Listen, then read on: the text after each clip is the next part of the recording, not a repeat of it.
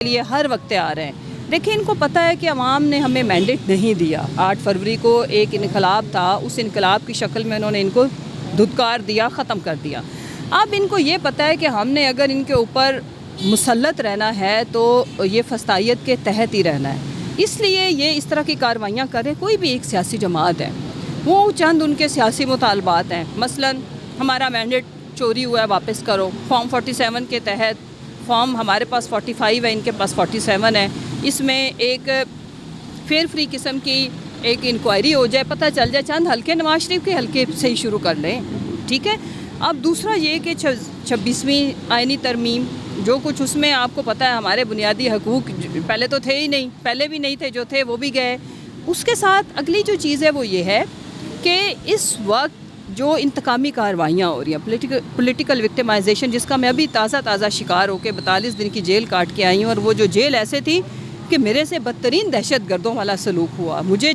پورا دن لاہور کی سڑکوں پہ اکیلے پریزن وین میں، کبھی خراب پریزن وین جو ریلوے ٹریک پہ بند کر دی جاتی تھی، اس کے اندر گندے ٹائر کچرا رکھ کے مجھے 2 گھنٹے اس میں بند کر دیا جاتا تھا، خود یہ لوگ غائب ہو جاتے تھے۔ تو اس طرح کی کاروائیاں کر کے خان صاحب کا جیسے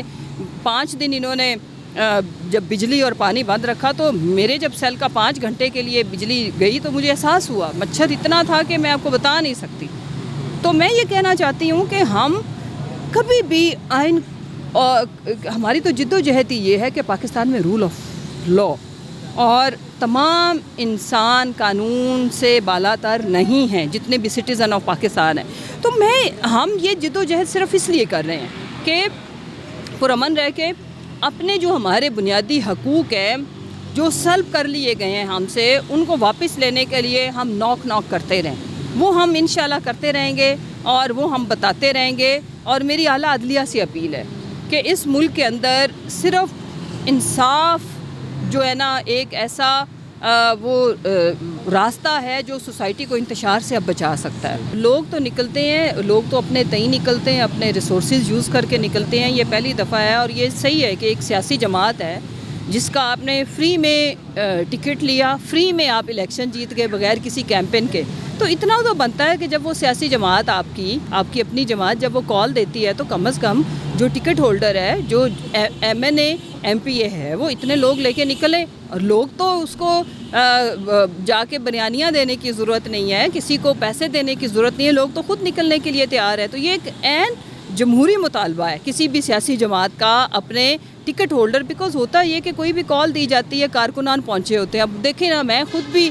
تو مینار پاکستان جس طرح سے بھی پہنچی، میں اریسٹ ہو گئی، میرے ساتھ کارکنان اریسٹ ہو گئے، باقی مجھے کوئی ایم پی ایم این اے نظر نہیں آیا انفارچونیٹلی نا۔ تو کال دی جاتی ہے تو لیڈرز جو ہوتے ہیں وہ لیڈ کرتے ہیں۔ آپ نے اس پارٹی کے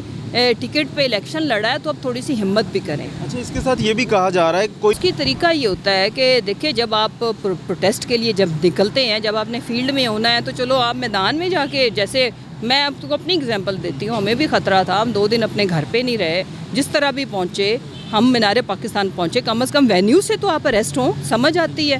وہ بھی آپ نے اریسٹ نہیں ہونا، وہ تو ادھر تو دھاوا ہماری جو جہاں پہ میں اریسٹ ہوئی ہوں، انفارچونیٹلی مجھے میل پولیس نے اریسٹ کیا، جو کہ بڑا انفارچونیٹ ہے۔ وہاں پہ کوئی 200 بندوں نے دھاوا بولا، ڈنڈوں کی برسات، آپ جیسا کوئی بچہ انٹرویو کر رہا تھا، اسی دوران جب پولیس ٹوٹ پڑی اور